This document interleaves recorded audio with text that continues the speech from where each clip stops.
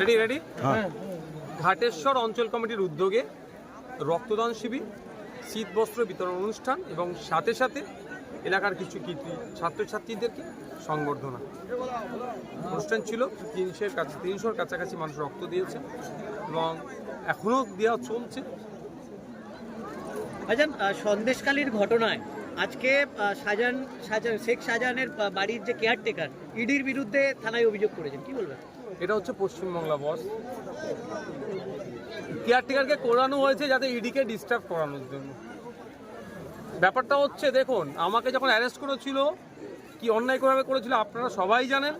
সাথে সাথে প্রায় 4 থেকে 6 জন এরকম সাধারণ মানুষকে সংখ্যা বাড়ি বেশি দেখানোর জন্য তাদেরকে অ্যারেস্ট করেছিল, যারা লেদার কমপ্লেক্সে কাজ করে বাড়ি ফিরছিল। এই হচ্ছে আমাদের অবস্থা, রাজ্যের আইন শৃঙ্খলার অবস্থা। একে তো অন্যায় করেছে, তাদের মাথা ফাটালো। এবং আমি আবারও ধন্যবাদ জানাচ্ছি ওখানে সিআরপিএফের যারা ছিলেন, অত্যন্ত বুদ্ধিমত্তার সাথে জিনিসটাকে হ্যান্ডেল করেছে। তারা কোনো রকম অপ্রীতিকর ঘটনা ঘটতে দেয়নি। কারণ শীতলকুচির ঘটনা আমাদের কাছে কিন্তু এখনো টাটকা ঘটনা। এতদিন হয়ে যাওয়ার পর আমরা এখনো বিচার পাইনি। গতকালকে যে ঘটনা ঘটতে চলেছিল, ওই ধরনের একটা ভয়ঙ্কর ঘটনা ঘটে যেতে পারত। তারপরেও যদি এই ধরনের এদের উপরে আবার ইডির বিরুদ্ধে আবার এই ধরনের করানো হয়, তাহলে এটা তো ধিক্কারজনক, নিন্দাজনক। ভাইজান, গতকালকের ঘটনায় কি মনে হয় যে টিএমসি বা এই শাহজাহানের মতো নেতাদের জন্য সংখ্যালঘুদের ভাবমূর্তি নষ্ট হচ্ছে? একদম। আমি গতকালকে বলেছি, আজকেও বলছি, শাহজাহান, শওকাত, আরাবুল, এরা এই টাইপ যারা আছে, এদের চক্করে পা দেওয়া যাবে না। বিশেষ করে সংখ্যালঘু সমাজের মানুষেরা, সংখ্যালঘু সমাজের সম্পর্কে একটা খারাপ ধারণা এদের দ্বারাই হচ্ছে। ওদের নামে অভিযোগ আছে ওরা নাকি রেশন দুর্নীতির সাথে যুক্ত, কেউ চাকরির দুর্নীতির সাথে যুক্ত। তো তদন্ত করবে, যদি দুর্নীতিগ্রস্ত না হয় তাহলে অসুবিধা কোথায়? কদিন আগে তো মন্ত্রী ফিরাদ হাকিম মহাশয়ের বাড়িতে এসেছিল, দীর্ঘ ঘন্টা ধরে তল্লাশি করে আবার চলে গেল। তো শাহজাহান বাবুর বাড়িতে আসতো, করে চলে যেত। কিন্তু যেভাবে কিছু গ্রামের মানুষ আর তৃণমূল সমর্থকদেরকে লেলিয়ে দিয়ে তাদেরকে আক্রমণ করা হলো, এতে সংখ্যালঘু সমাজের ভাবমূর্তির ওপরে অনেকটা আঘাত লাগলো। যদিও সংখ্যালঘু সমাজ এ ধরনের অন্যায়কে প্রশ্রয় দেয়নি, আর আগামীতেও দেবে না।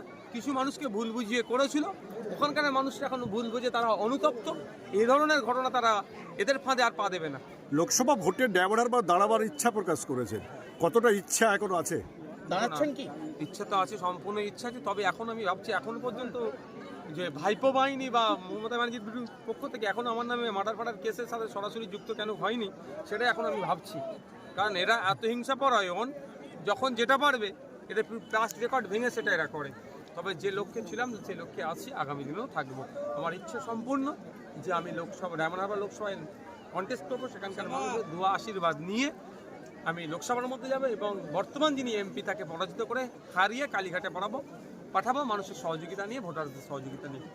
গতকালের ঘটনায় ইডি আক্রান্ত যারা ছিলেন, যে আধিকারিকরা, তাদেরকে বিচারপতি অভিজিৎ গঙ্গোপাধ্যায় দেখতে যান এবং সেখানে বিচারপতি গঙ্গোপাধ্যায় তিনি একটি মন্তব্য করেছেন এবং সেটা ব্যক্তিগতভাবেই করেছেন যে শাহজাহানকে রাত 12টার মধ্যে ইডি অফিসে হাজিরা দেওয়ার কথা তিনি জানিয়েছিলেন। ব্যক্তিগতভাবে ব্যাপারটাকে কীভাবে দেখছেন?